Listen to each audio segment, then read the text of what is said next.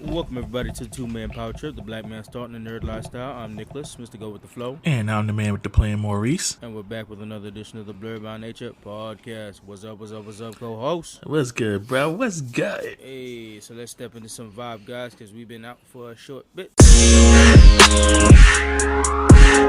So let's take it all the way back to Memorial Day weekend. How was your weekend off of that? My weekend was good. I chilled. I didn't do particularly too much, save for that Monday. Oh, what was the shenanigans for that Monday? Oh, I hung out with Spirit. We went out, got some drink, did some other stuff. Only thing I remember, we did a lot of chilling, and I think I got home probably like 6 in the morning.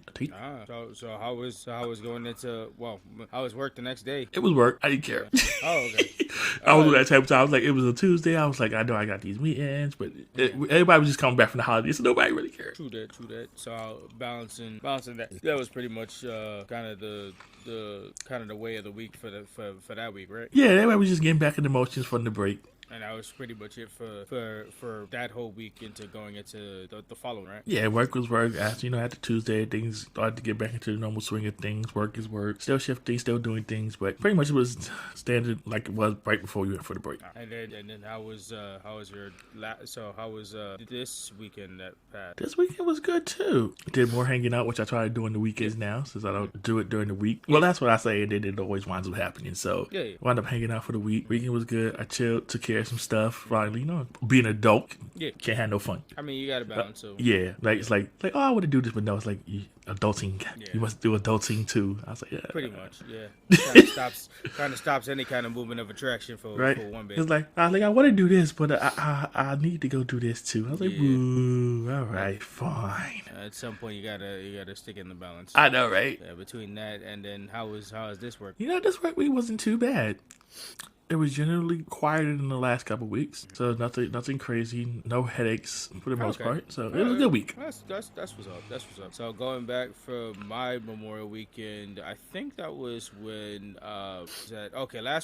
last around Memorial weekend. I think that was when the Little Mermaid movie came out. So me and Kenya went to go see that in the city. So that was that Saturday, and then the following day over, we went out So you gonna talk about it? Small food. I'll talk about it in the reboot news because we can review that in Spider-Verse. Okay. But yeah, that went to go see that, and then the following day we was out getting berries and stuff. So that was chill, and then one day we just took the day to chill out. Okay. So that was pretty good, and then like you said, coming back from that was kind of just set up for the fact. So the week was kind of chill for the most part.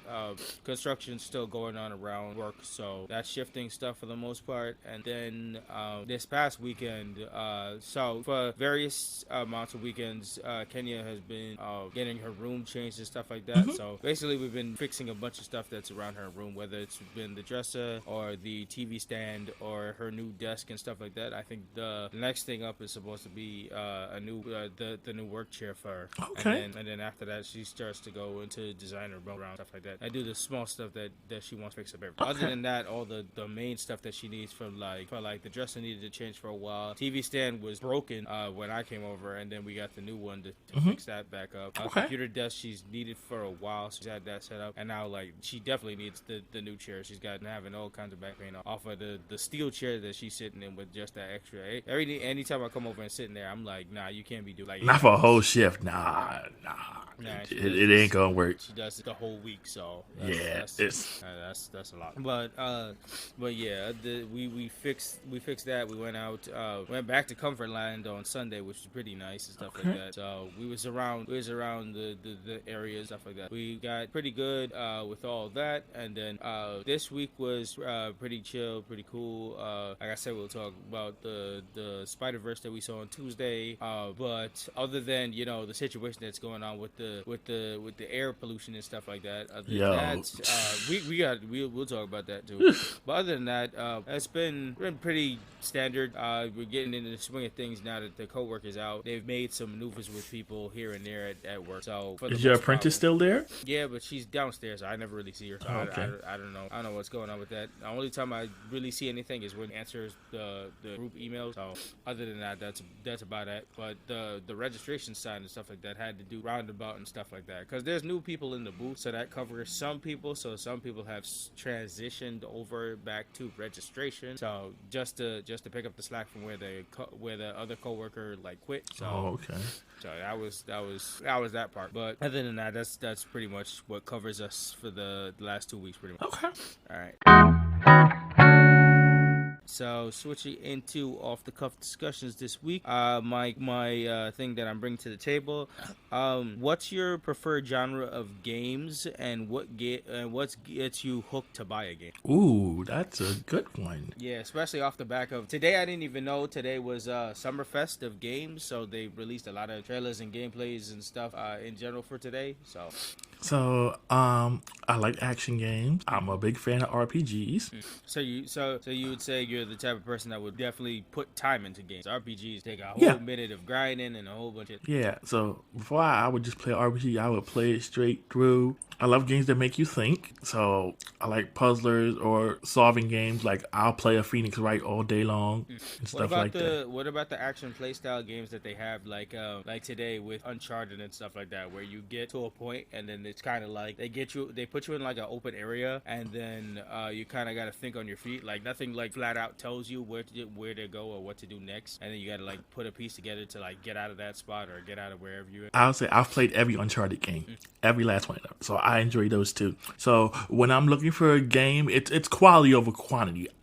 What kills me about a lot of games today is the padding, the useless padding. It's like they're padding in hours and hours of fluff. Yeah. To make it seem longer, and I hate that. Just give me a good quality game. I get it. Because don't drag it out. There's a lot of times where I go through games and stuff like that, and I get to a certain point that I'm like, this is open world, but I feel like there's nothing here. That exactly. It's like I get like quickly bored of it, and I'm like, nah, I'm not really that. Yep, like I'd be forgetting about it for weeks. Yeah, like the world is dead. I'm like, there's nothing to do here. It's like I'm doing a whole bunch of fetch quests for reasons I don't even see why I'm doing these fetch quests. Like, what is the end goal here? Except just to pad hours into the game. And on top of that, with our timings of life, we're trying to balance so much stuff in and try to go out and spending some time on games. It feels like when you have all that fluff, you end up feeling like you're wasting your time. Yeah, it's crazy because I find myself going back to the older games because of it. Yeah. Like yesterday, me and Spirit was playing Mario Kart. I mean, that makes and we had a blast. Sense. Yeah, exactly. So sometimes the quick pick up and play it, you could do it with anybody. Kind of that's kind of the vibe for it, man. Yeah, like us when we played Ninja Turtles. Yeah.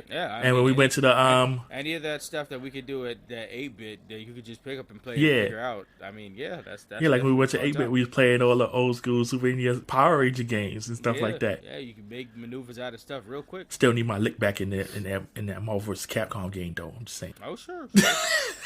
Sure. I mean, we could go back. We could go to the bigger one. So we definitely guarantee a spot. So definitely. Right. Yeah. But yeah. So overall, what would you say would get you hooked onto a game? Like, would you say the initial trailer or the gameplay trailer video, or like what? So definitely like before you buy the game. So before I buy the game, usually if there's a good trailer or if I'm looking at if there's a good story, but at the end of the day, the gameplay has to be fun. Yeah, because you can have the greatest story. Trailers be lying sometimes. Yeah, that's why sometimes you gotta look it up yourself because a trailer be looking all great and then you actually look up the actual gameplay of the game or something like that. You're like, bro, this is sus. This looks trash. That's why I low key appreciate one of the things that hook me off of games is definitely demo wise, because like some of them demos that they be putting out there, and if I try that out, I could have a vision of like maybe the trailers was looking good, maybe the some of the gameplay videos that they was selling me on was popping and stuff like that, and then I get my hand on the demo and I play a few minutes, I'm like, you know what, maybe this isn't. Yeah, demos definitely help. Yep. So if the demo is good, then I'll get the game. Yeah, it's definitely a myriad of factors that get me interested and hooked into what I need to see overall to get me to buy a game. I too like the action adventures that I can have fun going through and stuff like that and enjoying what they got. I like a good fighter. I like a good all rounder kind of stuff. Just show me a good time and show me that I'm not wasting my time trying to play through this game, and that kind of gets me into it right off the bat. Yeah, because I love a good game. I like a good quality game. Yeah, I mean, it's something that feels like it makes worth of paying the $80 now. Yeah, for real. And when you were talking about demos, that shit keep going up. Yeah. When you're talking about demos, I just had a flashback of like the old interactive CDs I used to get for PlayStation that had all these demos on it. Yep. There was one I specifically remember getting it on my 13th birthday for a whole bunch of classics. That one had like Ratchet and Clank, Deadlock, and King Kong, and like talk about a variety of playing like 8 minutes of games and stuff like that. I literally ran back on that demo CD about like 4 or 5 times. That's how I discovered Intelligent Cube when the OG PlayStation was from one of those demo CDs, and I had a blast with that. Exactly. So that's why stuff like variety demo pack and stuff like that seem very important. Yeah, no, it is because you'll find something that you normally might not be looking for. You're like, oh, this ain't it's here. Let me try it. And like, exactly. Oh, okay. Very true. That once you have that option, start to get into some stuff, and you're like, oh wait, I need to double check this. Or what? Yeah, I found a lot of games that way. Yeah, that's what's up.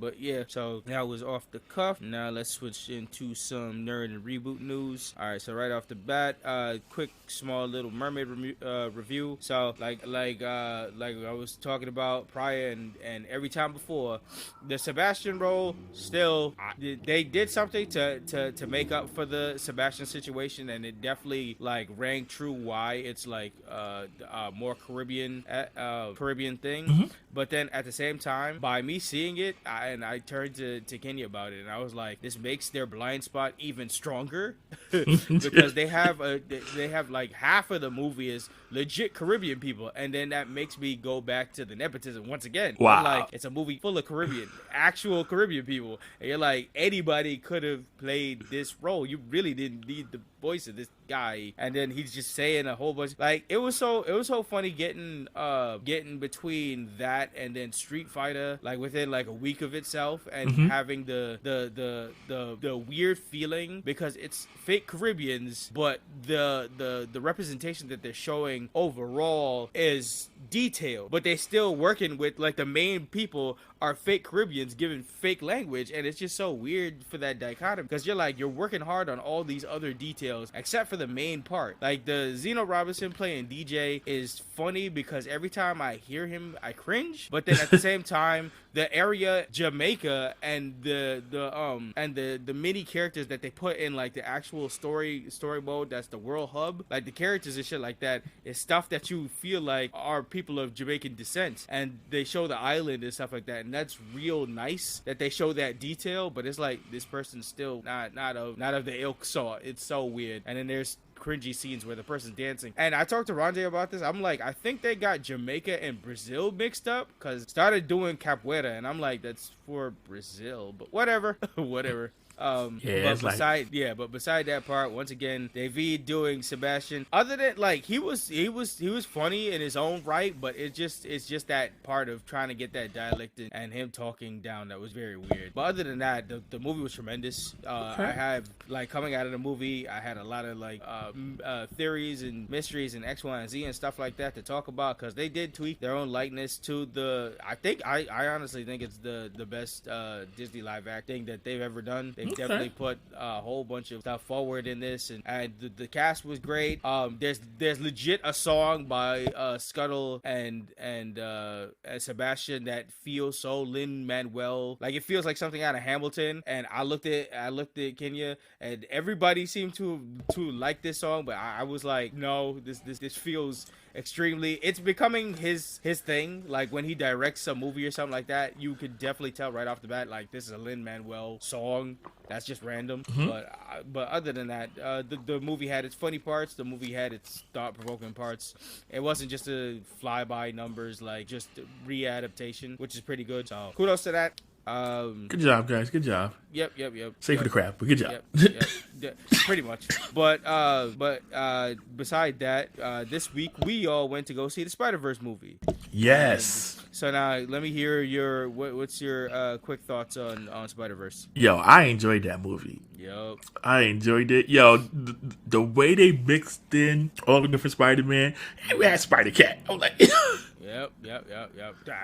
The various amounts of animals and stuff like that we saw from not only the ones from the commercials and the trailers and stuff like that. So many animal properties, and definitely feels like it's mixing of the Spider-Verse and multiverse and a whole bunch of other stuff. It was really nice. I liked how they did everything. I love the way they mixed in everything. They even got the live action people in there for the movies and just stuff. I was like, this is nice. Yeah, and then on top of that, I was just hearing that the reason, because I remember this movie got pushed back, like certain close to its due date and stuff like that. I was kind of wondering what had happened in that situation, and I think I'm hearing that the detail in the Spider-Man from India, like I heard right when they were in post-production about to like finish the movie, I heard that what had them stumped was they wanted to get representation exact, like key to the detail that they got. So what they did was they had to go back to the ground floor and edit and fix all the stuff that was going on with Spider-Man India. So that's how important they wanted to treat representation in this movie, that they wanted to get it so detailed, so right with this guy that they went with animators in India. They talked to the voice actor, the people who are doing this stuff. Like they wanted to get the detail down packed. So that's why they moved this. That's the kind of detail that you kind of like from movies. And they pushed it back for them to make sure they got this shit right and people see. That's so beautiful. I that is a wonderful reason why you push back. Yeah, like I said, if you push him back to cook and make sure everything is and I love accurate that too. It was so deep. Every movement he made and stuff like that, he was really great. I liked everything that was going on and the jokes he made. This is where the traffic, and this is where the trip, and this is where the and this is where the British stole all our stuff. I was weak as a Caribbean. I felt that, so that was great. That was really great. But the jokes was hitting. The representation to show Miles' Spanish side was strong as hell. Yeah. I love the parents' conversations. That shit hit from the gut. Everything was hitting on that movie. I would definitely be watching that shit about 5 more times. That it hit off rip from the very first scene. Yep. That movie was tremendous, and I cannot wait till next year. I think they said March 29th, 2024. Catch us on an earlier time, because we are definitely seeing that within the first week. We not waiting till no Tuesday, because people love to hit us with a million spoilers. So we definitely seeing that shit ASAP. Right? Like I said, it was a great experience. It was an enjoyable experience. I enjoyed the whole movie, honestly. Yep. Everything was worth, and everybody's talking about like peak animation, peak fiction, and all that shit. That was definitely it. If you love animation, you went out of that movie and you didn't like that movie, you're crazy. Yo, even the protagonist of the movie was hilarious. Spot was a hot mess. Spot is a rolling book on you can't judge a book by its cover. Yeah. Honestly, he's given me so many emotions. I laughed. I was like, this is something. And then he scared the absolute living shit out of me in the theater. I was like, oh no. Oh hell no. So that shit was great. That shit was absolutely great. That's definitely a movie. Everybody should get on that for sure. Yeah, it's a good movie. It's a good time. Definitely. So, did you see the recent Teenage Mutant Ninja Turtle trailer that came out, I think, last week, that showed more detail and stuff going on? I think they showed like more of Superfly being the main antagonist, with Ice Cube voicing and all the creatures going around and stuff like that. I only saw a little bit of it. Any more detail you like? What's your impression so far on going into this new TMN? So I don't have an impression on it yet. I haven't seen enough of it. Okay. I only seen bits and pieces here and there. All right. We can touch back on it when you finish more of the trailer, because going into detail, I definitely feel like this is definitely trying to make difference of things with the collaboration of certain people and certain things coming together. I'm interested to see how this works just in general. But so far, I mean, on the up and up, everything looks great. I love the kids. The kid feeling of the Teenage Mutant Ninja Turtles is interesting. I'm hearing news off the bat of this movie that this movie might end up turning into a series. Oh, you mean the Spider-Verse or the Turtles? No, the Turtles. I can see that. Yeah, because with the Spider-Verse, I heard that next year's movie is the the final time they're touching on Miles' story in the Spider-Verse stuff. I think after this, I guess they might be leaning more towards the live action that they were teasing and stuff like that. But other than that, they said the Spider-Verse Miles story is done. Well, as long as I get at least two more games out of it, I'm good. Yeah. There's a whole bunch of different mixtures of stuff going on in Spider-Man history, and then we was talking about. I sent you the trailer of they finally updating the Shredder's Revenge to add more stuff, and then they added Usagi in that shit. So that's fighting evil by the moonlight Usagi? No, not that one. Okay. The legendary rabbit samurai. Oh, okay. I was just making sure. I was like, hold up. Yeah, no. I was like, what in the DLC is going on here? Well, you saw it, so yeah. That's what I was like.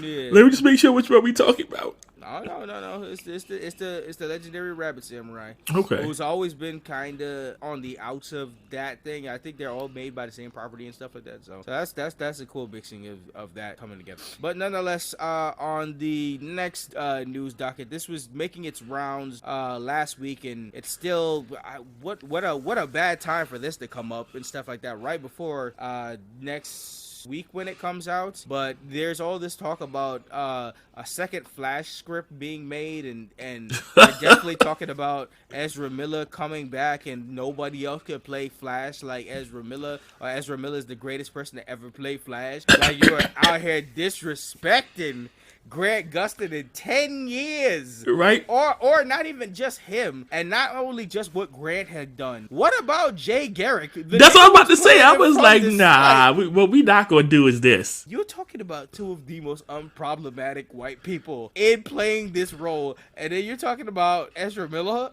like this? Like, you're crazy. The way how they're talking about this movie, and the way how they pump it up, and the way how everybody that's a celebrity is talking about it, hyping it up, I still don't think it's going to take over the conversation from Spider-Verse. And the way how some people are faking, acting like they're not, they didn't like this second movie of Spider-Verse, because I've seen chatter that I don't know how the hell this spun in a couple of days. I remember seeing that this was like peak fiction and shit like that, and then there's crazy people out here talking about that movie was boring. Insane.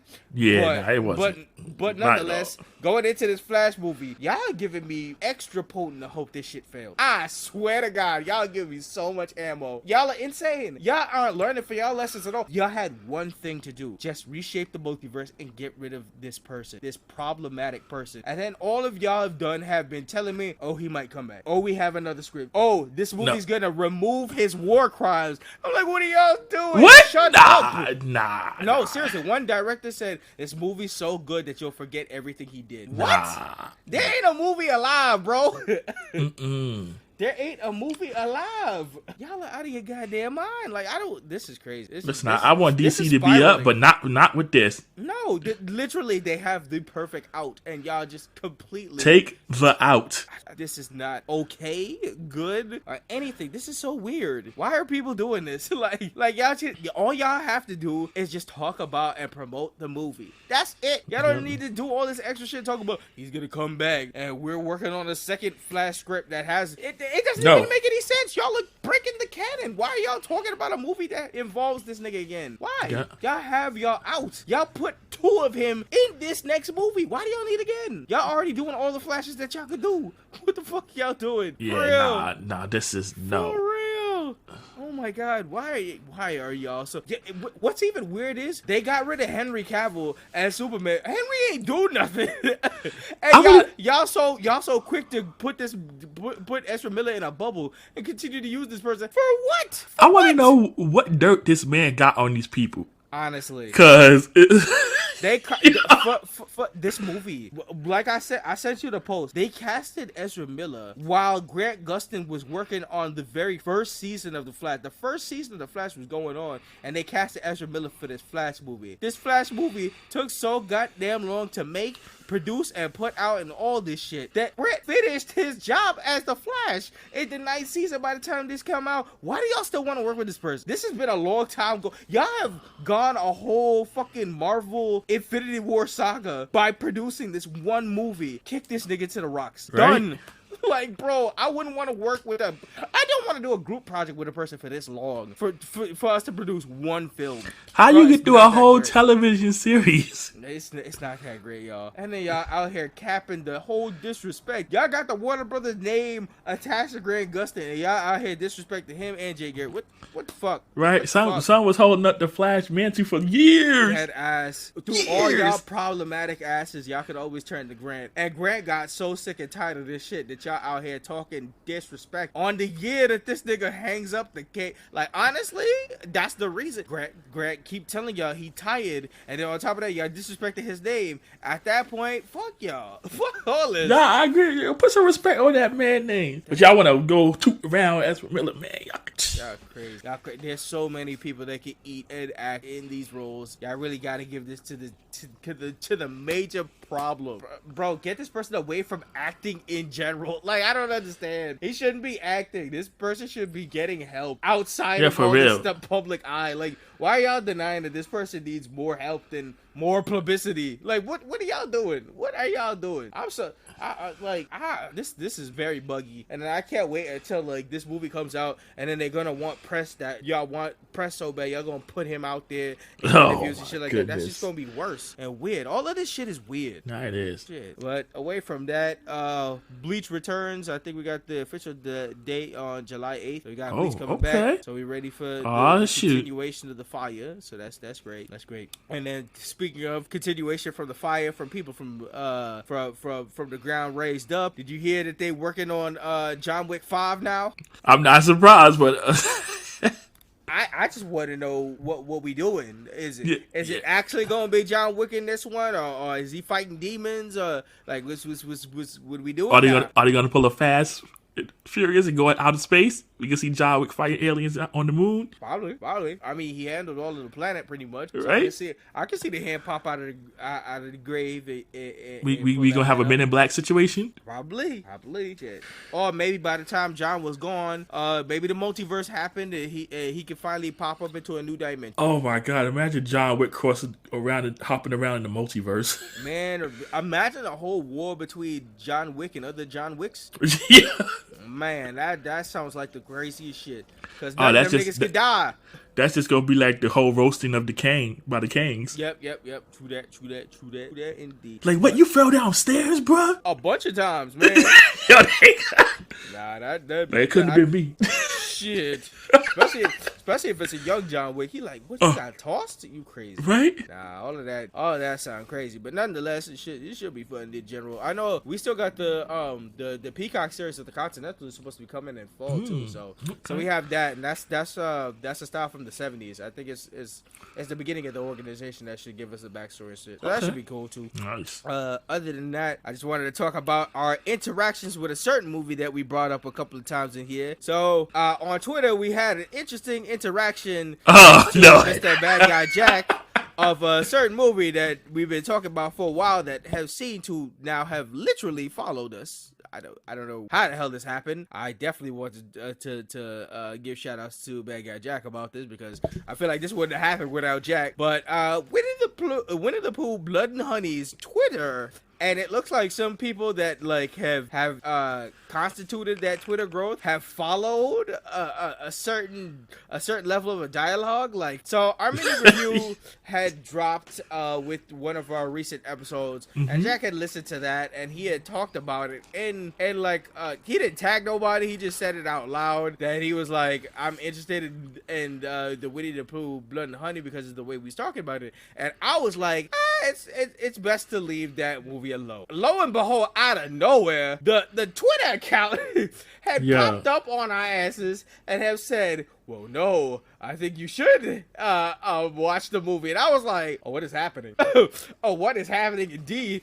He talking about the way they cooked Eeyore and the way he was just happy that people wanted a piece of him and shit like that. I was like, oh, this is happening. Oh, this is happening. And we got big interactions off of that. Mad people started to follow us and they liked the conversation and shit like that. So that was honestly one of the weirdest interactions we've ever had. Yeah, no, that's... I didn't expect this indie movie to to jump on our bandwagon, but yeah, sure, that was something. I guarantee you they're gonna sell to us Winnie the Pooh Blood and Honey 2. Oh my goodness. Yeah, this interaction is gonna cause that, and since the person behind this is also the same person behind all the other horror parodies that we're getting, best believe we're getting a trailer on Bambi, we're getting a trailer on everything's gonna be sent to our DMs. He's like, talk about this, talk about this, talk about this, and talk about this. So we're getting all of those. Yo, that's right. So get ready for all of that shit coming. Yo, man. Yeah.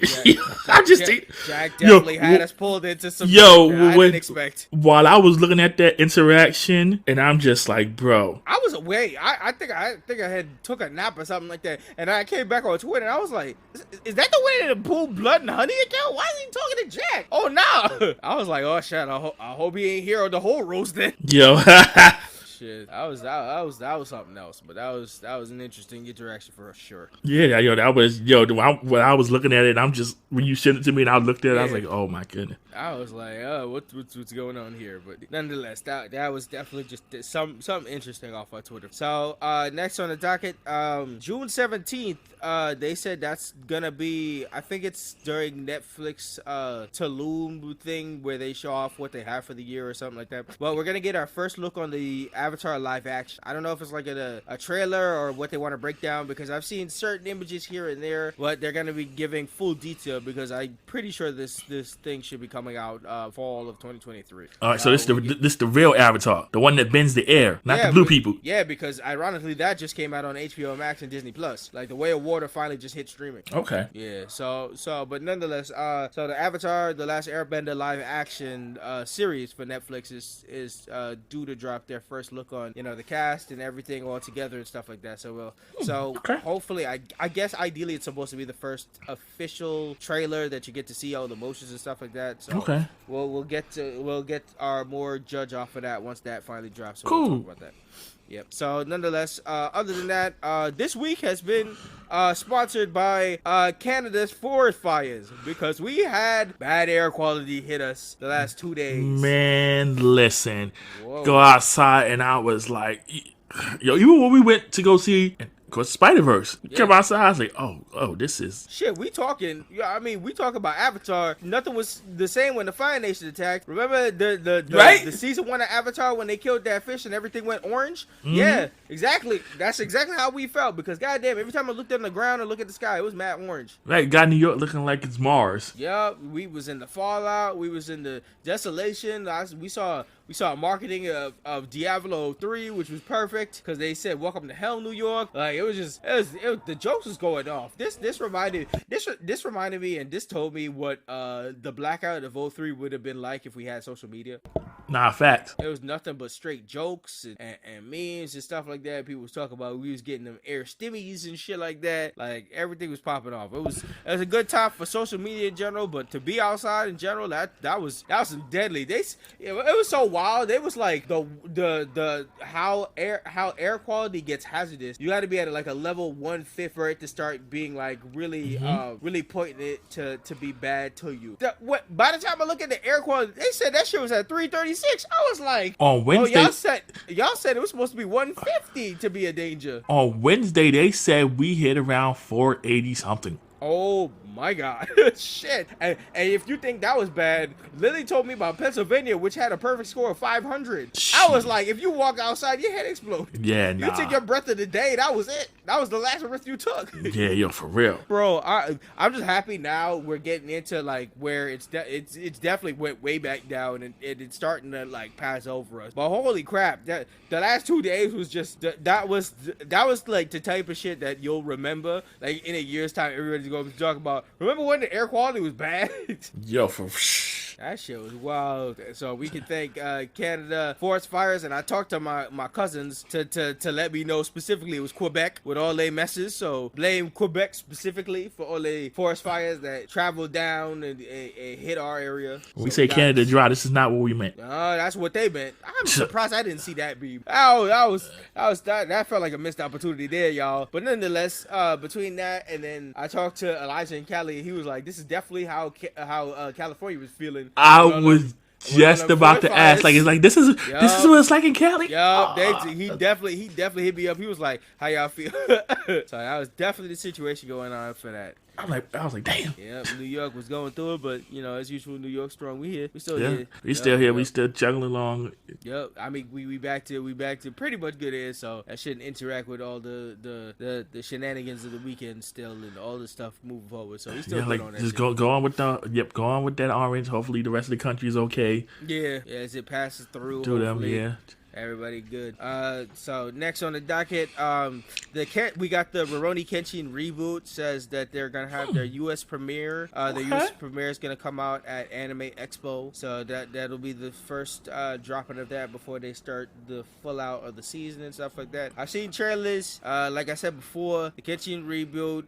It looks nice for the era. I gotta watch more of it to see the detail of how it is. Yeah, it is bloody and stuff like that, but it's bloody to a pretty fault. So far, I mean, like for me, it's still got to capture a certain grittiness and stuff like that. And it's like pretty, but it's not like Demon Slayer cut people up kind of pretty. So it's pretty for like the blood's flowing, but it's like your regular garden variety edgy kind of blood anime. So it's like when you think about it still looks like a bit too pretty, right? Yeah, because Rurouni Kenshin was always kind of gritty. So yeah, and the way how they detail and cut and carve people was very detailed. Yeah. So I'm like,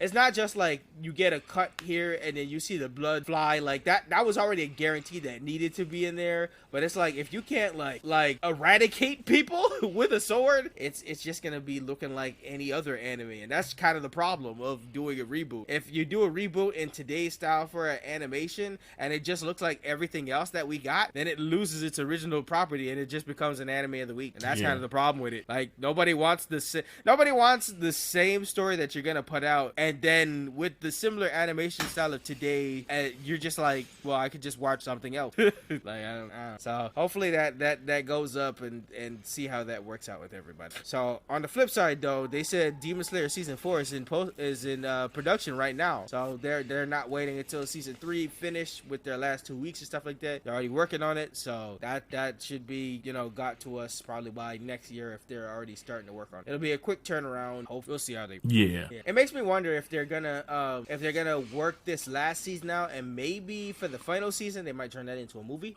Okay. I could see the detail in turning the last season into like a major budgeted like film and shit like that. I feel like the final fight deserves a. Yeah. They make that crispy movie quality fight. Ooh, yeah. That would be great. So have that worked out.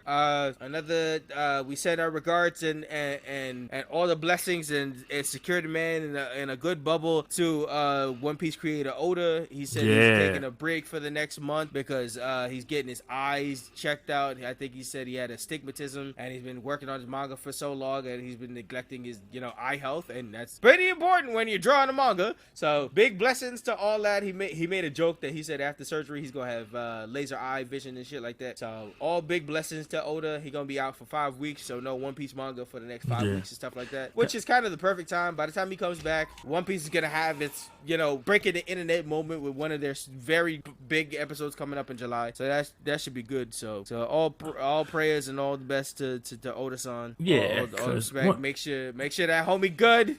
Secure my son in all kinds of surgery. Yep. So listen, One Piece ain't going nowhere. It's been here for decades now, and it be alright. We need Oda. My son been cooking for a while, and I know this month break will get them ideas flowing once again. Last time my son took a month break, he came back with game-changing chapters. So hopefully, homie rest up. He's all good, and he come back with more fight. So that's good. So last bit of nerd news on the docket. In news that I think that's very lame, they changed. I heard that they changed Captain America, New World Order. They changed the movie name to Brand New World. That's lame. I don't like that title. I don't like that. New World Order was hard as hell. What the fuck? Hulk Hogan was like, nah, brother. He said that's not going to work for me, brother. Nah, that's lame. I don't know who had it. I mean, Hogan wanted a cameo. Am I supposed to really believe that there had to be another reason, because they had this name out and about for this Captain America movie for like a good year and a half. Maybe it didn't fly in one place they wanted to publish the movie. Probably. That still sounds. So what do you think about the title Brand New World? Exactly. That doesn't sound as hard as New World Order. Like that sounds like something changing. That sounds like game changing, bro. They could have came up with something else. Brand New World sounds like fucking the Aladdin song. Yeah, I was about to say that. Like bro, like that sounds lame. And you already got Disney attached to it. That don't strike fear. Yeah, they could have came up with something else. That don't strike fear. New World Order sound like shit about to go down. Like something coming in, something going in, something going ham and shit like that. Brand New World sound mad happy and cheery for some Disney bullshit. Like, come on, bro. Listen, they could have came up with something else. They should have workshopped that shit way better. They could have. They definitely could have. They could have came up with something better than Captain America NWO sound hard. Captain America BNW sound like a news station, bro. I don't like what y'all doing. Y'all shit. Honestly, go back in the studio since y'all already started cooking this garbage. Go back in the studio and workshop another name. I don't even care at this point. Y'all already filming. Change the name. Change the name. It don't matter at this point. Since y'all already had an IP for about a year and a half, and y'all decided to change it. Fucking change it again. Yeah, I would like to know the actual reason why they changed it. Dead ass. We gonna look more into research and finding out this shit, because changing the name like NWO. I don't think it was Vince, because Vince would be happy with the cross promotion. So I don't think he probably. Nigga, they already had Seth on it. Seth was in the movie. Like that's what I'm saying.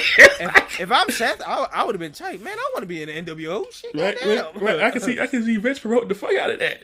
Shit.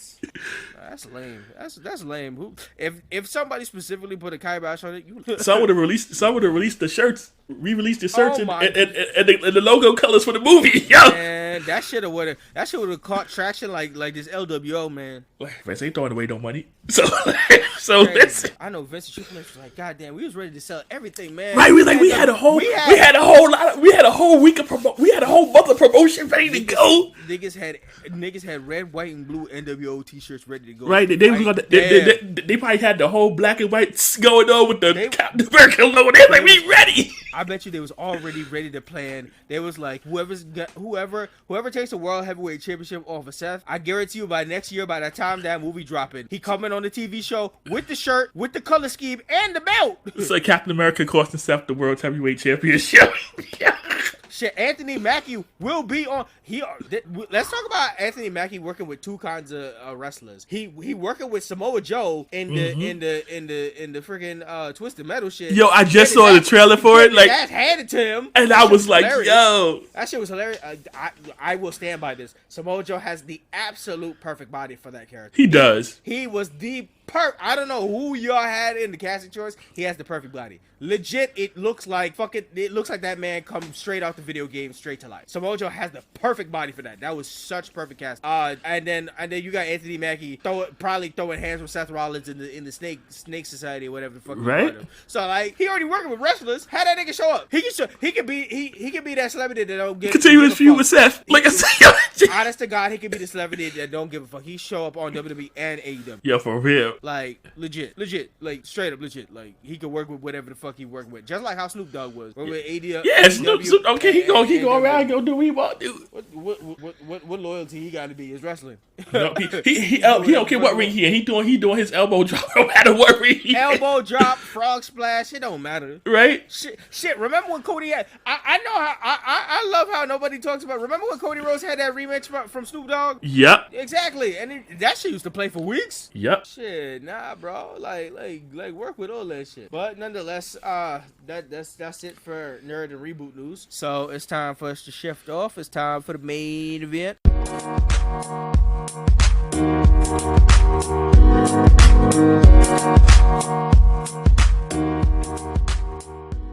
Main event segment of this week. We back in the comfy couch, and On that couch, we hanging with Mr. Cooper. Let's get into episode 1 and 2. Fast facts. So let's shift up that. And of course, if you got any fast facts on this one, let me know. Any fast facts for you? Not on for this one. Okay. All right. So I got on the history. I got this American TV sitcom going from September 92 to August of 97.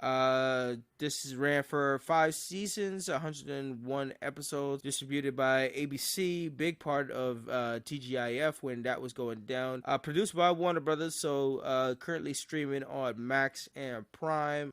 Basically, it boils down to adventures of an NBA player injured out, turned sub teacher and all around going through life with his roommates and stuff like that. So shenanigans and stuff. That's the show boiled down to its purest form. So let's get into episode 1, the presentation. Yo, so right off rip, they breaking the fourth wall. Yep, I said first episode meta as fuck. Yep. So next, right, first thing we see is Mark Curry, Mark Cooper, chilling on the couch. Introduces himself right off the bat. And then who pops through the door with nothing but Alan Thicke, a.k.a. Jason Segel from Growing Pains. It was already right off the bat weird. And I said this was like a weird crossover or passing of the torch of Family Ties. Yeah, yo, Mark is like, who are you? He's like, I'm Segel. This is the Segel house, Jason Segel. He's like, yo, know who I am? And then he starts throwing his power. And then Mark points to the picture. He's like, yo, I thought this frame. He's like, I thought white people just came with the frame, the picture frame. Yeah. He's like, oh no, that's you, Alan Thicke. He's like, yeah, He's like, yo, what's good? That shit, I said Mark realized that he in white people's house after seeing a photo on the wall was funny. Yo, yeah, they started getting into it. Oh, they talked about all the tea. Yeah, they's like, oh yeah, but like, weren't you canceled? Yeah, we talked about show transfers and cancels and stuff.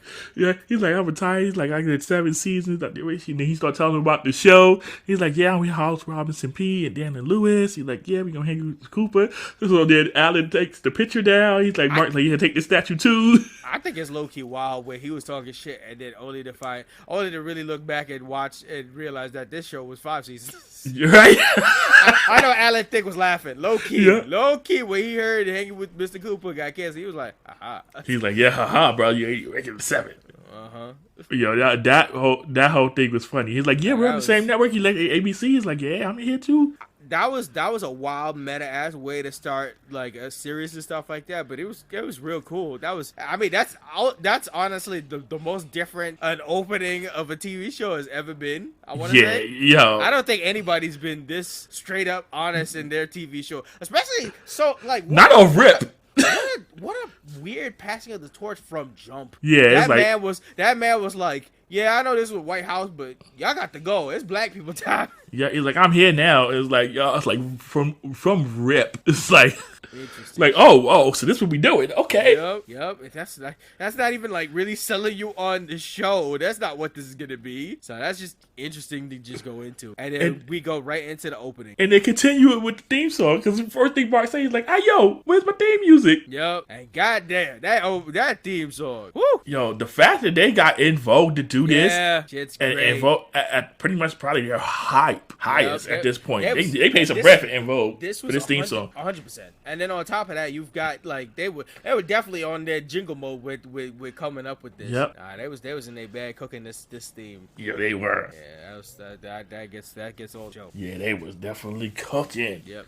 So into the episode, we get into Mark being he chilling, watching TV all day. Yeah, for real. Mark is just chilling there, just being as comfortable as he want to be. Oh yeah, laid out, chilling. Like he chilling, like he just like, oh my goodness, he's like. Psh. Yeah, he acting like he don't got a care in the world. Yeah, I want to be like Mark. Oh, what? Man, if I was like Mark, I'd be able to finish more of my games.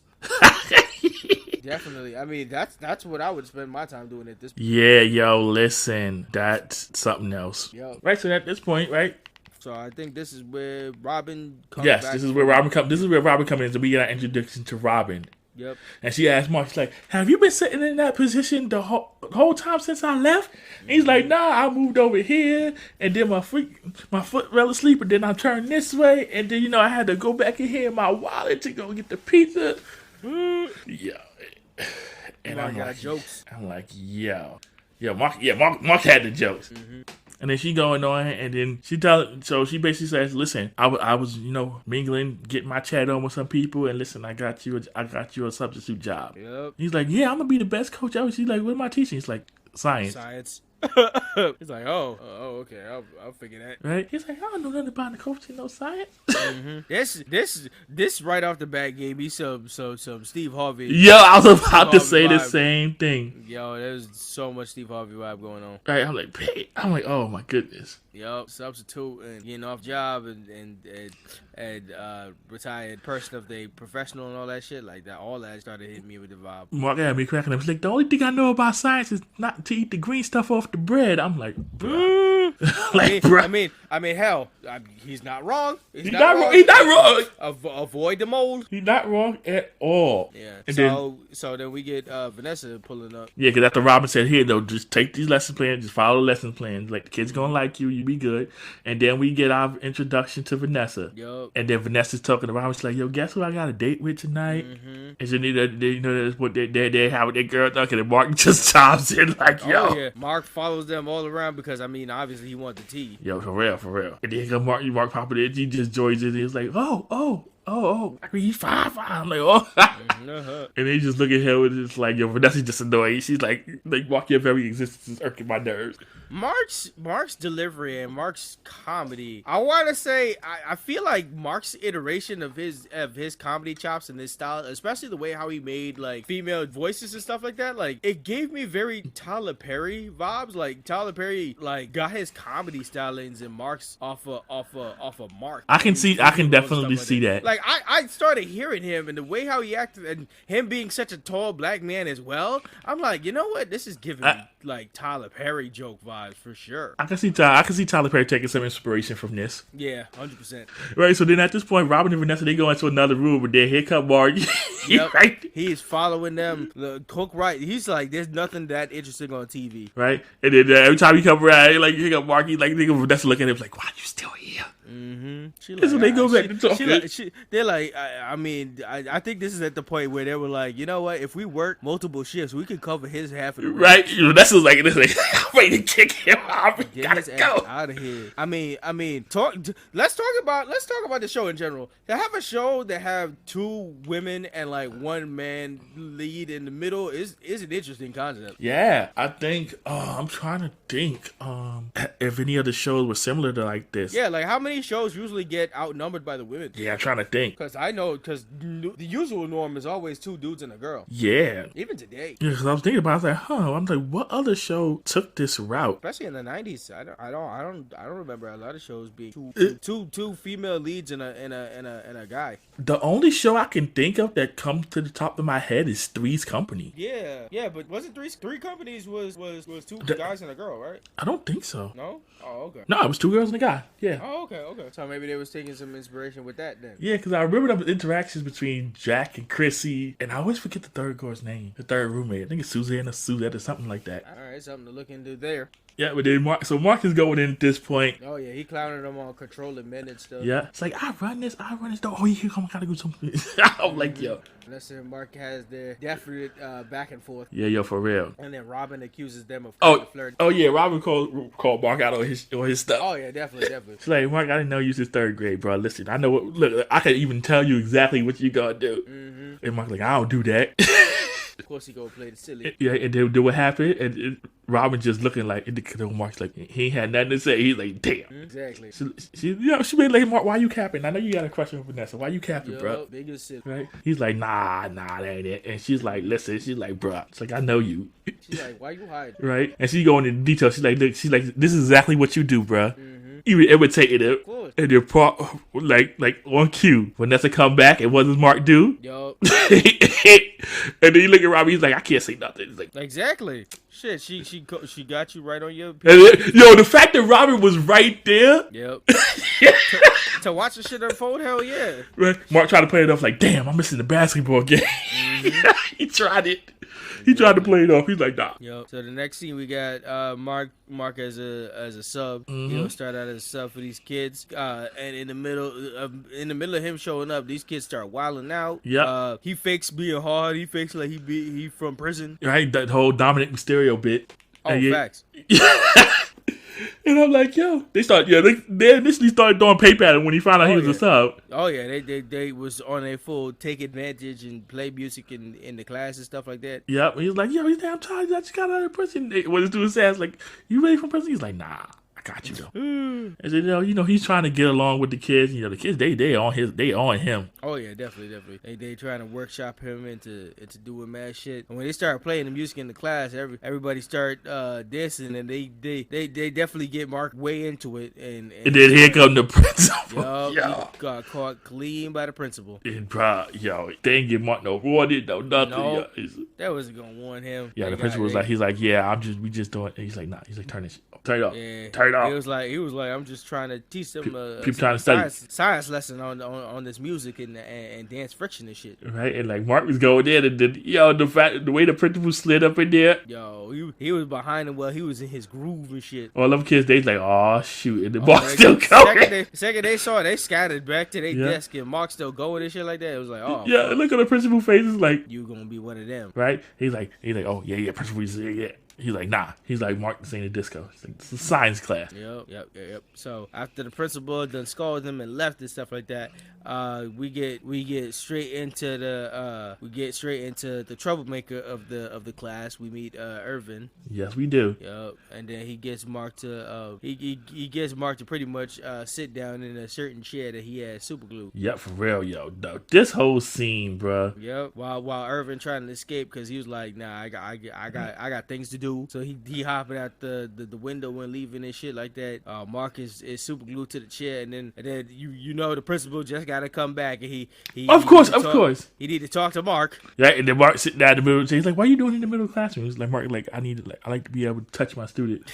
He's like, "Why you in that chair?" He's like, "I need to talk to you." He's like, "No, but the light over here is good." Yeah. He's like, "Where's Erwin?" He's out testing wind and prospect. And yeah, that was crazy. Yep. So you know what? Mark moves close. He's like, "Come here, Mark." And then Mark, he's like, "Why are you that chair?" He's like, "What's going on with the chair?" He's like, "You're stuck to the chair, aren't you?" She's like, "Yes, sir." He's like, "All right, I'm gonna get the people from home back to come cut you out." The principal was like, "Damn, another one, right? Another sucker." Right? That's exactly what I'm thinking in his head. Yo, I guess he's like, people ain't learned from Irvin shenanigans yet, eh? Right? The fact that he didn't even hesitate to say no, they glued you to the chair, didn't they? Oh, he was already. He already knew. He already knew what those students was on. What time the students was on. He knew that, and he knew the students he needed to get him out. Right? He's like, it couldn't have been me, bro. Nope. He said he probably learned from his own lesson, surely, because he probably went through it once already. So next thing you know, back in the house, we see Robin using her resistance band. Bro, she was exercising the hell out of that. She looked like she was training with Billy Blanks in Tybo. Yep. And then, so she asked Mark how it went. Boy, they cut his butt out of that chair and it made it look like a heart. Yo, that had me weak. Oh my god! Right, and Mark was trying to front like a piece of cake, and like I said, then we see the cutout, and Robin was dying. I mean, we all was shit. And she was like, "Your homemade did a nice patch job." I was like. She was like, yeah, I'm gonna get my dig in. Yeah, but they was talking about how they just be gluing teachers self butts to places. Rob was like, this happened to a ton of other people. And she was like, Mark, this happened to me. Let's see, like they had to roll. You know how embarrassing it was to be rolled out during the fire drill. I'm like, shit, crazy, man. And then in the midst of they talking, Vanessa come back down in another dress, right? And then Mark is like, damn. And I agree with him. And then you know, Robin pissed as hell because she said she trains, she works out, she does all this shit to keep the pounds off. And what we got over here, little miss, I can eat everything in the world and still fit in that size 0 dress. Right? And she's like, I hate you. I hate you so much. She's like, I'm a vegetarian. She's like, I work out 2 hours a day every day. And I wake up in the morning. Right? She's like, you eat like a pig and you got the body of a goddess. I'm like, yo. I'm like, damn. And then Vanessa was like, Robin, you can sit, you go in your own car, you can play multiple instruments. And Robin, I would give that all up for your body. Yep. And Mark here go, Mark, so would I. Shit.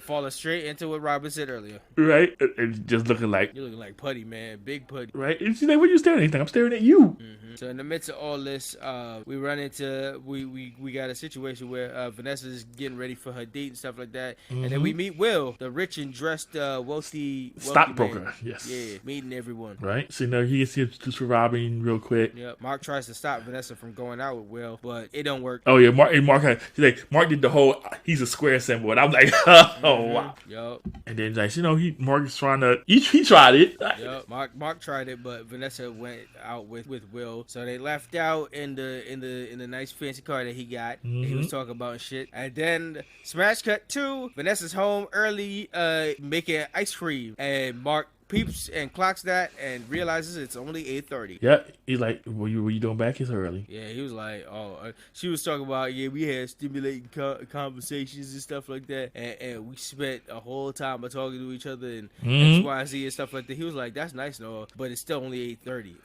Right. So there's no action happening, obviously. Right. Walking all smiling because he know what's up. Yep. Mark says Will is boring, and Vanessa low key agrees at that time. Yeah, for real, right? So Mark, she just didn't want to admit it to Mark. Oh yeah, definitely, because Mark and Vanessa low key apologized for being messy earlier, but yeah, as Vanessa starts talking to Robin, who's also surprised that she's home at 8:30, she was like, "How it go?" And she was like, "He boring, straight up boring." Boring. Straight boring. So she said, I had to cut that shit off, and that's why I'm here. So eating this ice cream. Give me all the ice cream. Right. Like Robin's like, listen, ain't nobody going nowhere, so y'all have to get it together. Yep. I mean, that's how I talk about some important shit. For 3 people to have to split that rent in the 90s. Imagine that today. Like, yeah, man. Yeah, for rent. Shoot. Exactly. Shoot, in that place they got it. That's at least Oh, you're gonna need more than 3. Shoot, that's at least 4K easy. Yep, definitely. So we smash cut to next day in class. Yeah. We got a different vibe. Mark coming in there with some serious attitude here. Stuff getting put away. He giving back energy. He roasting these kids, giving that energy back to the students. Yeah, first he got Irvin. He's like, Irvin tried to sell him some tickets. He's like, nah, I don't need those. Yeah. Irvin was trying to press him like, what kind of car you got? He's like, I got a $67. You don't need these tickets. Right? That shit be dying. Yeah, he's like, nah, I don't need these tickets. Yep. He's like, nope. I don't. So he's talking to the students about his failures with the NBA. Right. So Irvin tried it again. He's like, yo, Irvin, go have a seat. Yep. He's like, I want to say something to the class. He's like, before you go out that window again, go have a seat. Right. So he basically telling the class like, yo, y'all got one up on me yesterday. Yep.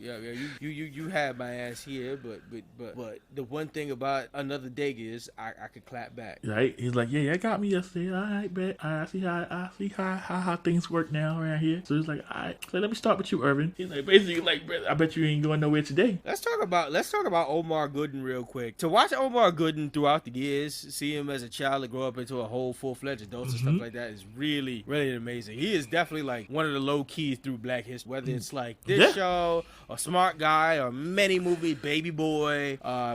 Currently he's in Saturdays or in Disney and stuff like that. Like he is definitely a low-key Black legend in film and TV. Nah, he definitely done this thing. Yeah, for a long while and stuff like that. It's great to see him, still working as he was working then. He working now. Yep. And so basically, at this point, Irvin tried to get up, and the chair stuck to him, and Mark like Mark got super the roast glue. back. Mark got the roast back for his ass. Yeah, he got my lick back, and he's like, all right, everybody, let's sit down and get started. So then Mark gets started. Yep. So good. So after that goes through, Mark has back to his meta moment, and he talks about the credit to his show. He's like, oh, I remember that guy. Yo, I remember that guy.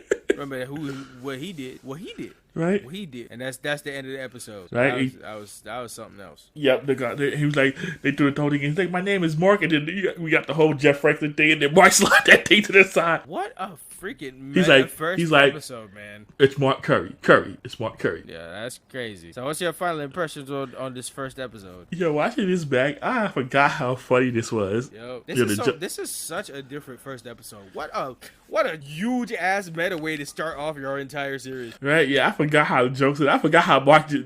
I forgot how this show had just broke the fourth wall. Just said, yeah, listen. Oh, we gonna have fun with this. Right off the bat, he's definitely let you know he is a character, whether in real life or the character he plays. You're gonna get some of the same flavor. Like he to open the show and do this and did this whole passing of the torch and crossover moment, only for the show to close out the same exact way with this super meta moment where he's talking about this person, actually giving like this is an interesting way to to give people flowers too. Like, yeah, for real. What a way to start off something, and you're actually like pointing out names right off the bat, because sometimes you can see names on the screen and you just pass it by. But when you have somebody literally pointing them out, that's a whole different like ball game of people pay attention to this person or this person. Or we want to give flowers to this, or who's working on this shit. Yeah, for real. They did a really good job. Yeah, people knew it was a sitcom. They knew some aspects of, how the sitcoms were set up and stuff like that. And but that's so crazy, because we've had so many sitcoms from the 90s to now,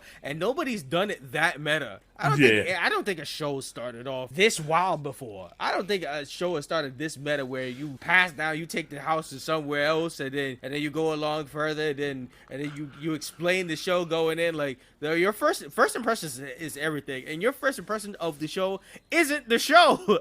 Yep. It's like you're getting a behind the scenes right into the beginning before you even know what the fuck the show is. Yeah, for real. That's amazing. Honestly, that right off the bat starts it off different from any other sitcom. Yep, ever. exactly. Ever. And that's saying something. With the formula of sitcoms in general, and every other like pilot sitcom of anything you've ever watched, nobody would ever been this. Nobody's ever done this. Like, imagine that room coming up with the plan for this show and being, first thing we're gonna do is being meta as hell. Like, what? You start off meta? That's crazy. Yeah.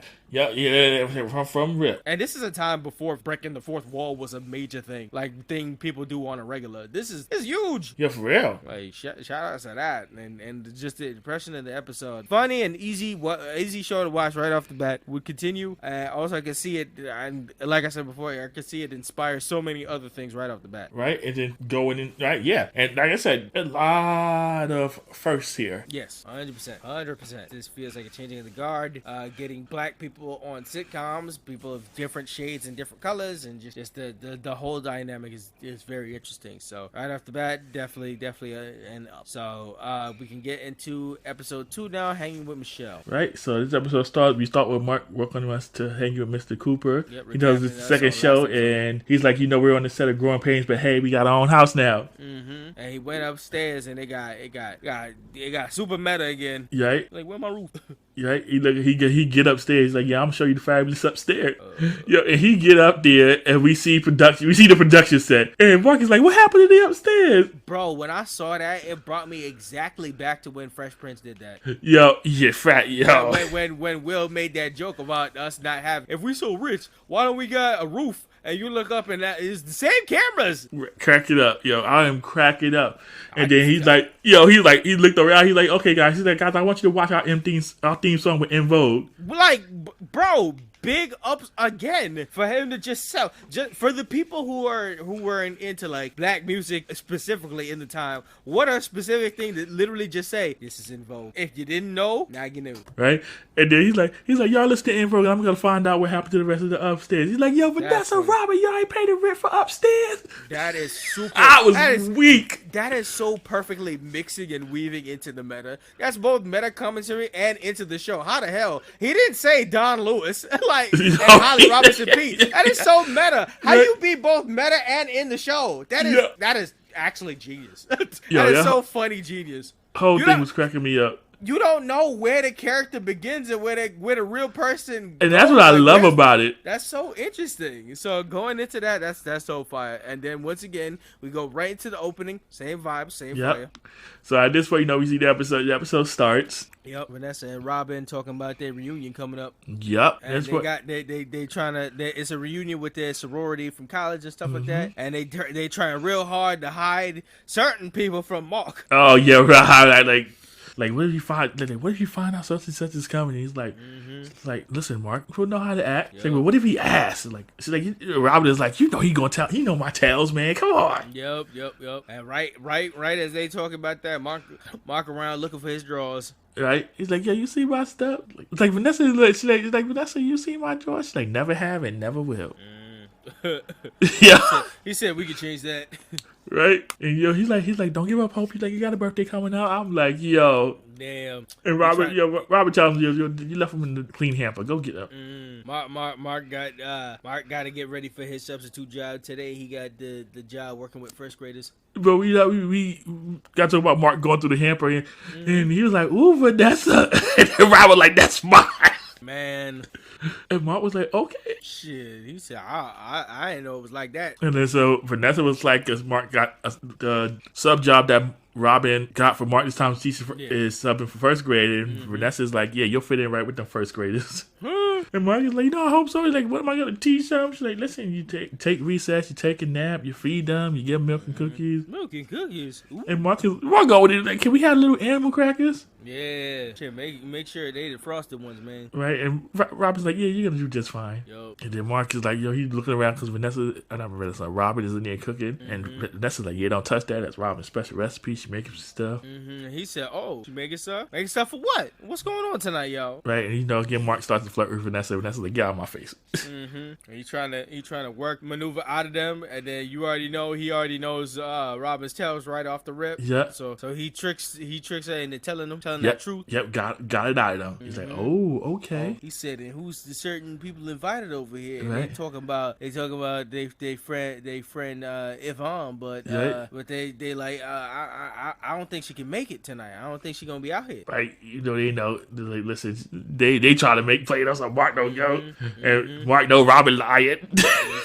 He definitely can tell the bullshit. So he weaved through all of that, and he was like, all right, so let me know when Yvonne pull up and I'm here to hang out. Right, because Robin he's like, yeah, I know that's your lying giggle. I was like, oh, dang. Yep. So he knew off the bat, got in. So Mark said, put a pin in this because I'm gonna come back to this later for sure. But Mark hurries up and he almost leaves the house with no drawers.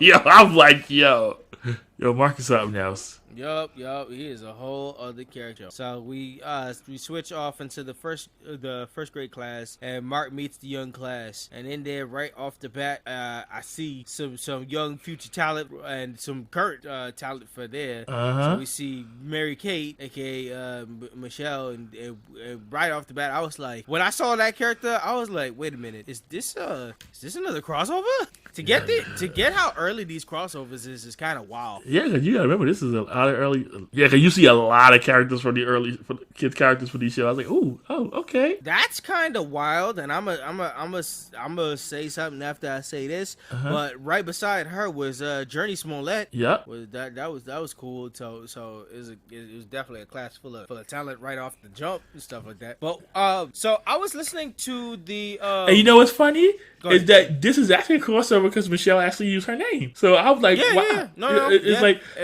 wow. It was that, and also something else that happened like directly into the episode too, the uncle, and I was like, oh shit, this is a full thing. Yeah, they even do Full House in here. I was like, so we started with Growing Pain, now we go into Full House. But I want to talk about that because so TGIF had a lineup of certain shows that was all included, and one of them, interestingly, I'm listening to a podcast, Pod Meets World, about Boy Meets World, and there's a like a certain podcast episode where they're talking with two individuals that also have they're like black people that also review Boy Meets World episodes, and they're talking to them and they're asking about crossovers, and they were talking about how come crossovers in that various lineups never really happened. They said, why did Family Matters and Boy Meets World never did a crossover, even though they're like timed into each other? Like Family Matters was 8 o'clock and they had a higher rating and stuff like that, and Boy Meets World took from their ratings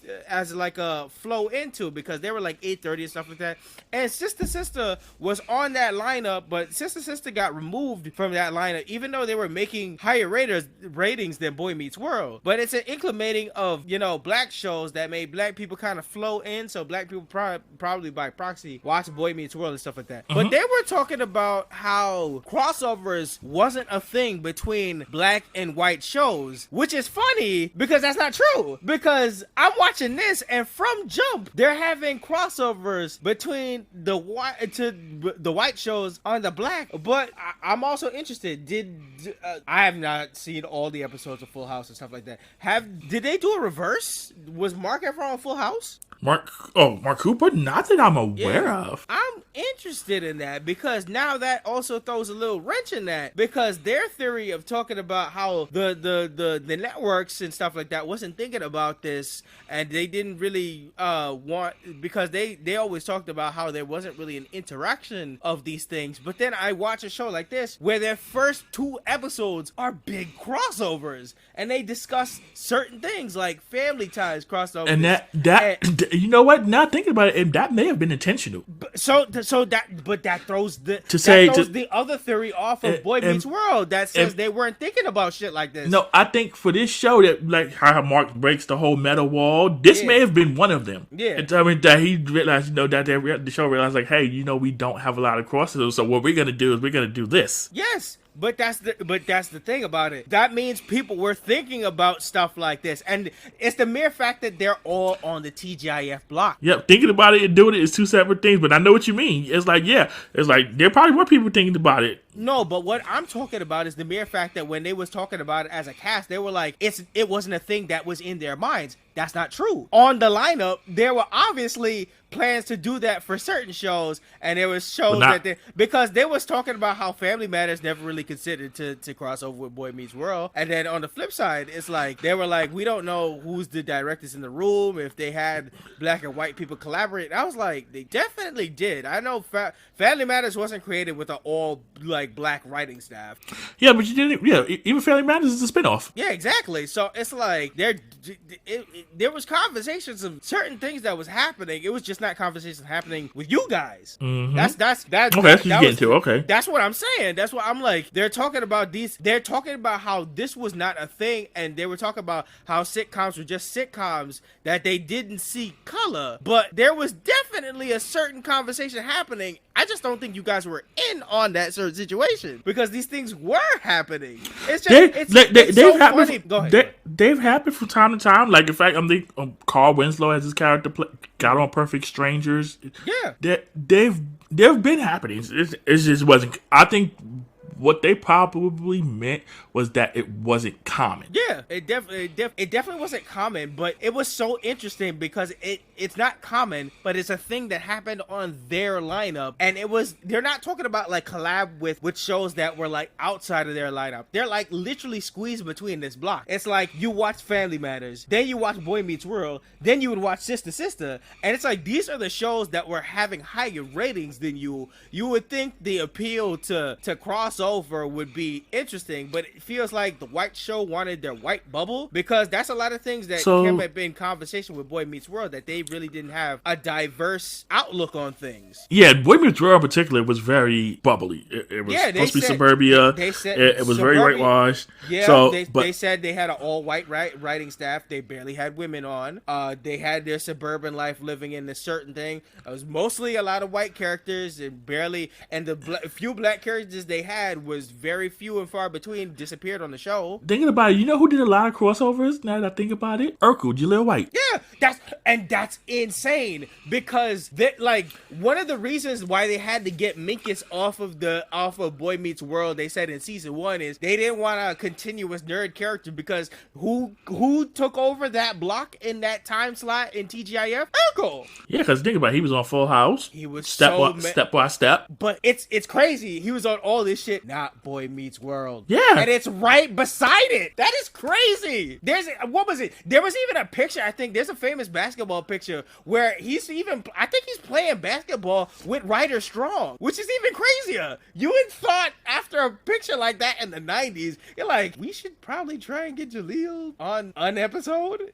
Like something. Yeah. That's weird, man. That was a conscious effort. That feels like something strongly that it was something that was not put forward. Like it feels like Boy Meets World did not want to collaborate with something else, and they didn't want a collaboration happening with them. Because it feels so dire. You literally have 2 black shows that you're smudged in between, and you have the biggest star in Jaleel White crossing over with other shows. Why would you not have it? Why would you not have like one comment to go along the line? Like, it feels weird. It feels like something that you had to do, like, specific. That's interesting. Yeah, that feels very weird. So it says so in Family Matters they mentioned Corey by name. Urkel did. Surprisingly, yes. Okay, he wasn't on the show, but they mentioned him. So they mentioned him, but do they mention Urkel, or did they made? So it was Family Matters that mentioned it. Yeah, exactly. That's why I'm interested. So why on a flip? So here's the thing. So basically, Corey was mentioned by Steve Urkel as a friend. So technically, I guess in that universe, Steve and Corey are friends. So that makes it even weirder. That's even more. So that blows my mind because they never considered having more black people on the show. So Boy Meets World is the weird one, but seeing what Boy Meets World was and how that whole thing went. They probably definitely was trying to keep that bubble. Yeah, I think they went out of their way to keep that bubble.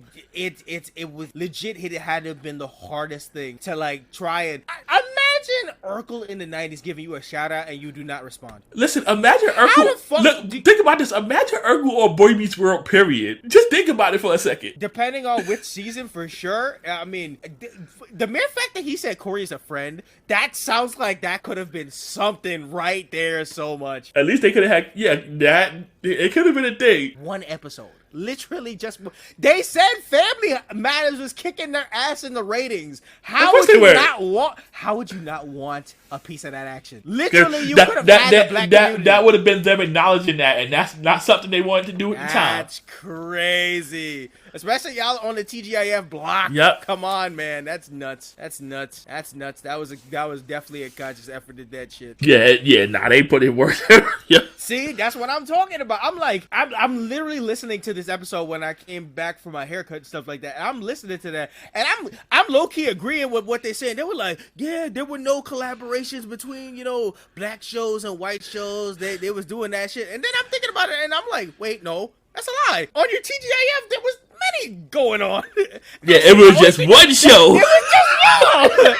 It was that ass just y'all. Wait a minute. To call something bull right off the rip was funny. That was great. Yeah, because I had to think about it. I was like, wait. Yeah, I was like, because Urkel was everywhere. I had to think about it. I was like, wait, nah.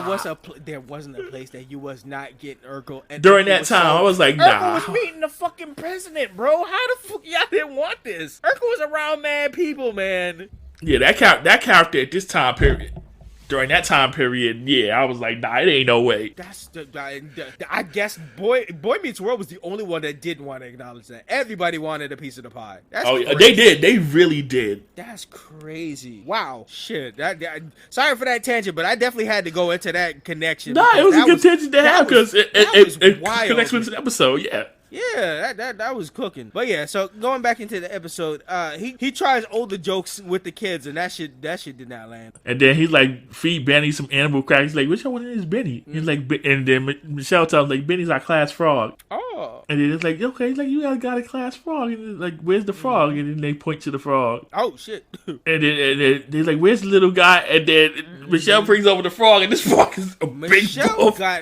She got double hands holding that damn big ass frog, man. That shit's a bullfrog. And Mark jumped back. He's like, yo, what is that frog on steroids? That shit was a big ass bullfrog, man. Yeah. And Michelle's like, are you afraid of Benny? Yes. The kids want Mark to give Benny a kiss. They kiss him. Like the kid's like, he's afraid of the frog. Your kids. I want to know why the kids want him to kiss it though. Because they're kids. Jesus Christ. At this point they're messing with him. Yeah, big time. But nonetheless, it's just like, nah, bro, I could have caught a wart or a disease or something, man. Right. Listen, I don't know who's worse. The first class that he had his first day on this one. Oh no, the first class didn't put this nigga in the medical infirmary. So listen, kids are tiring. Kids breaking your back and making you tired is something else. They made the Iron Sheik proud. R.I.P. Yeah, for real. They broke his back and made him humble. Yeah, they like, yeah, you gonna learn today, Mr. Yeah, shit. You gonna learn today, Mr. Scuba. And he tried out everything. Oh, definitely. They said it's story time. And they're like, use your imagination, like acting out a story. And then so Martin going in the story. He's like, he's like, yeah, this was a basketball guy. And when the kid shouted, he turned into a kangaroo. Yeah, add in whatever phenomenon y'all trying to work with. Right? And then he broke his ankle. Now he gotta hop on one foot. Jeez, y'all dark. Was that foreshadowing? Probably. Jeez.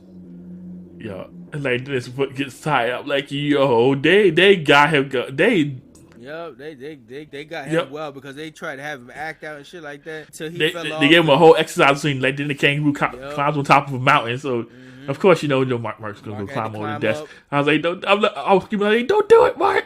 You too damn big for all that bullshit, man. Yeah, and then he's still hopping on one foot. Like, Mark, this is a bad idea. I'm looking at him like, Mark, your bones ain't made for this. Yep. And then crash. And little kid's like, go faster. He's like, I'm thinking. Like this. And then here goes Michelle, I got it. Mr. Kangaroo flies off the mountain. I was like, bro. And then big old crash. Right? He's like, all right. He's like, kangaroo flies off the mountain. He's like, okay, whoop. Oh, my back. Oh. So the class just was over, Mark. Yeah. He's like, special helper. And Michelle's like, are you okay? Like, Mr. Kangaroo needs school nurse. Yep. And that aggressive kid in the back started yelling at Mark, too. Right? He rolled up on him and was like, that's what you get for lying. That kid was aggressive as hell. Yeah. That kid gonna be a whole problem. Right. Then Mark's like, what's wrong with me? And EMT's like, yeah, we're gonna need to see him x-ray. He's like, you may have fractured your ring. He's like, I broke my butt. Yup. And Michelle's like, it's my fault. I told you to be a flying kangaroo. Damn. And then Mark over here talking about, I gotta beat Yvonne tonight. He's like, he's like, am I gonna be better by 6:30? No. EMT's like, no. It's like 7:20? He's like, no. And then the aggressive kid against him, you told Michelle, he's like, you broke Mr. Cooper's tushy. So Michelle feel real bad about that. And she's like, I know some special helper. I was like, you got Sammy. I was like, oh. So we smash cut to now we in the house with Vanessa and Robin helping Mark with his stuff. Right, he's like Vanessa, Robin, emergency. They run in here and like, yo, can you get me some more juice? It's like how he was in the very beginning of the first episode, but way worse. Right, I'm like, this is like, oh, Mark, y'all like, yeah, you milking it, bro. Like it. Yep. So in the midst of them, getting all Mark's stuff, they open the door, and who's at the door? But none other than showing off this is a Full House crossover, but Uncle Jesse's at the door. Right? And then, crossover central. Yep. Uncle Jesse in full Michelle. classic Uncle Jesse style, hair and all. Right, he's talking to Michelle. He's like, oh, it's like this little buster. I was like, oh. I said, this one takes the cake on sitcoms to me. Right. Because Jesse comes by and he just leaves Michelle at this random house. I know he the sub, but he was like a sub for a day. I know she feel bad about that shit, but like he said, I'm gonna just go pick her up. I'm like, bro, do you know these people? Like, well, I guess they're saying you realize, of course, Vanessa's flirting with Jesse and yeah, I mean that was cute and all, but like still that's super weird to leave your niece in this random house. I know the sub worked here and shit like that, but like different era, bro, different era. Yeah, it's sitcoms is very strange with that shit. Yeah. But yeah, Michelle came to help, and she brought Benny. She brought Benny. And they got Mark all flipping and flapping on the ground too. Right, like he got a visitor, Mark. Yeah, and then again they leave Michelle alone in the house to take care of Mark. And I'm like what idea is this? Right. And I was like, oh my goodness. And it's like, oh, okay, it's what we doing. Oh, the 90s, you gotta love it. I know, this is weird. This feels like something that would have been on the news. Like, little first grade child at substitute teacher's house alone. Like, what? Like they said, it's a different time, a different era. Yeah. Yep. But when she do video on the bed and Mark tonight. Of all things, you saw Mark freak out when he saw Benny the first time, and then you got this all going on. This is something else.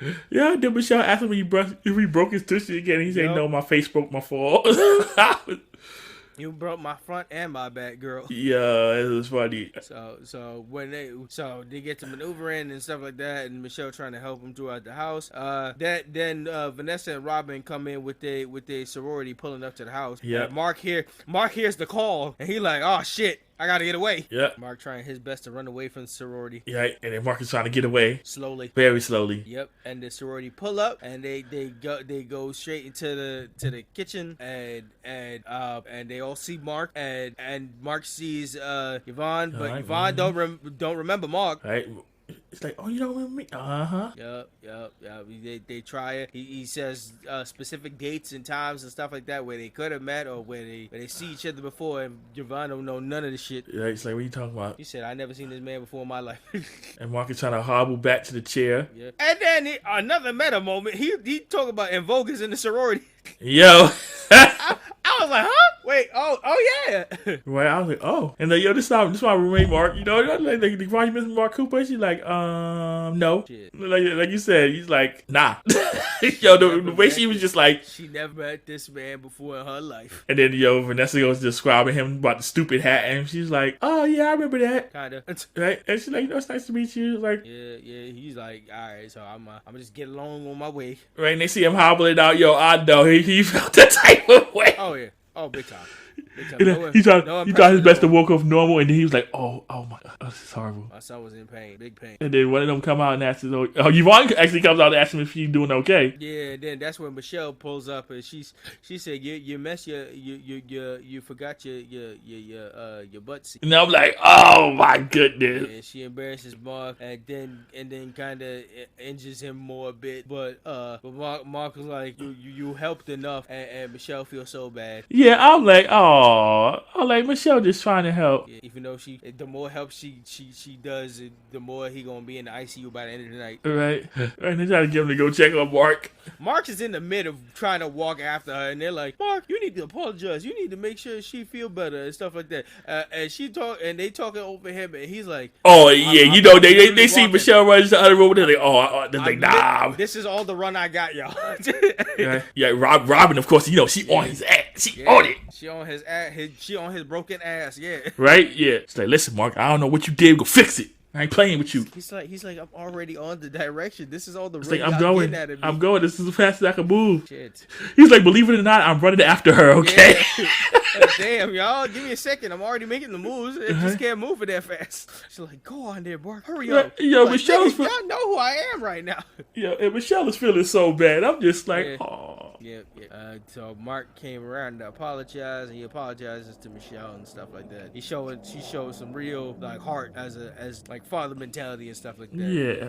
And Yvonne over here, and she like that. Definitely. Yeah, she like it's not your fault. She's like, listen, stuff happens, just nature thing. Yeah. So Vanessa, so Yvonne likes Mark more and stuff like that, and she's interested in like all the energy that he put out and stuff like that. And she comes over to comfort Mark and stuff like that, and he goes over to Michelle to be like, like leave us be sometime. Right? Yeah, it's like, Mark is just explaining this stuff to her, and it's a nice moment. Yeah, good heartfelt moment that Yvonne overhears and stuff like that. And then when Yvonne and Mark gets their moment and stuff like that, he's like, yo, I'm gonna need me a nurse. And she was like, oh, I'm good to nurse you back. And he like, shit, say less. Yeah, man, that was good. So he plays off the injury a bit more to have Yvonne or help him out and be all over him. Right, and Michelle's playing a good little wing girl. It's like, yeah, you could be his nurse tomorrow. Yep. She passed the buck, and that's real good. Right, and he's like, see, Michelle, you brought me some serious good luck. It's like, yeah, that's good. And then after Yvonne plays nurse for him for a little bit, right now is chilling over there.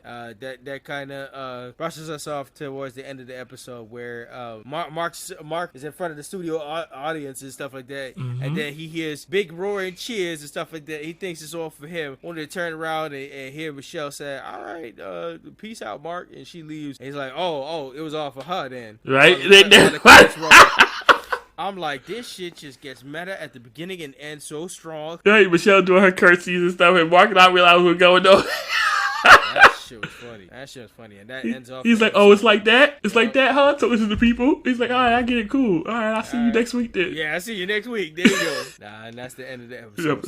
So what's your impression on this episode? Man, I enjoyed this episode so much too. Mark is at this point. Mark has gotten into his groove, and I love all the little crossovers. That's another thing.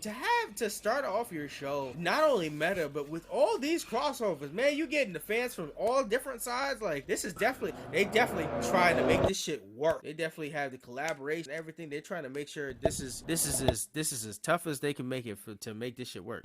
Yeah, they definitely went all in on this, and I'm even calling out En Vogue. I'm like, I know, like, shit. Not only that, but giving En Vogue a music role to make the opening, but giving them acting credit too. Yeah, that's fun, real good. So definitely, my final impression is this crossover episode and this show got meta as fuck and still funny and fun and easy to watch. So I definitely can see why it's in the TGIF lineup for sure. Yeah, my thing was it's just a fun watch. Yeah, honestly, yeah. It's like something you can just sit down and watch and just be like vibing and just go. It's like you take it as it is. It's meta. And with all the crossovers, you appreciate all the other shows and see what a crossover is like when shows go working hand in hand. It's a TV show that realizes it's a TV show and it plays off that. Which is very important to distinguish yourself from the other sitcoms you have in the same lineup. Exactly. It's like, they're gonna watch like 5 sitcoms. At least one needs to stand out. Yep, and Mark hanging with Mr. Hooper stood out real good. He's like, listen, I know it's a TV show. Listen, y'all. Yeah, his camera's up there. Yeah, up here. Yeah, we're studio audience right in the front. No, nobody points that shit out. Everybody's like, hey, studio audience, hello. Right? It's like no, we're where other shows exist. Like, hey, Michelle, what's up? It's like you're getting the behind the scenes while watching the show. Yeah. So cool. Really cool.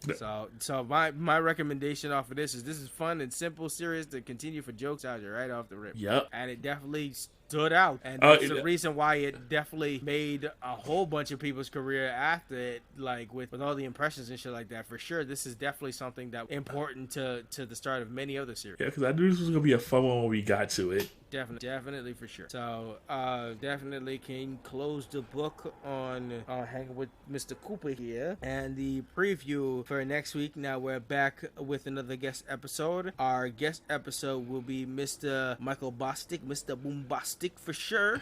and he has requested we will be back on the comfy couch again because we will be going off of his idea for Dawson's Creek, and he said it'll be. Oh, this is gonna be an interesting one. It'll be season 3. He picked the episode The Longest Day. That'll be our special. Okay. And we will talk with Michael Bostic about that certain episode. He has hyped this one up for sure. So we will be together with that collab and we will talk about that further next week for sure. Going back to Dawson Casey and the gang. Wow. That's gonna take it as a person who's never really watched Dawson's Creek. Oh, so this will be interesting for you. Yeah, I've never watched it. I've seen it. I've seen parodies. I've seen clips, and I've seen everything, but I've never sat down. So this will be interesting. Yeah. This is just like how where me and Peter went off with Ben 10. This is just me jumping in. I'll jump in straight into this episode and be like, okay, let's see if it's good enough to make me interested in the series in general. You just gonna be like, what the hell is going on? Exactly. I will take it. In my mind, I'm thinking Degrassi. So yeah. Yes and no. Yeah, I'll see what I'll run through. First of all, I gotta find out if it's streaming anywhere. I would think so, but that's just it's like, wow, Dawson's Creek. Wow. We'll look it up and see where the hell. That's going with that whole Buffy the Vampire Slayer era. I've seen that. But yeah, so yeah, we got an email set up at blerdbynature@gmail.com, Facebook and Instagram at Blerd By Nature, Twitter Blerd By Nature, spelled Nature. Co-host, hit us with the YouTube. You can find us on YouTube by searching for Blerd By Nature Podcast. Yep. And we are posting out episodes and stuff coming to all around. Our latest episode, Holy Long Name Batman with the tattooed teenage alien fighters from Beverly Hills. That episode's out currently, and we're getting stuff ready to drop, stuff like that. Any final notes before I hit the outro? Ho. Nah, bro. Where's our theme music? Shit, go to man. How long have I talked to you about musical intros? Like we feel like Mark. Like, hey. Man, we can get some En Vogue. Shit, it's crazy. Nah, but thanks for joining us today from Black Thought to Nerd Power Truly. This is Nicholas, Mr. Go With The Flow. And this is the man with the plan, Maurice. And this is another edition of the Blerd By Nature Podcast. Thank you for listening, everyone. And until next time, peace. Go! Go! Yo, that shit be running in my head, man. Invoke something else, man. Shout out to Invoke. Yeah, peace.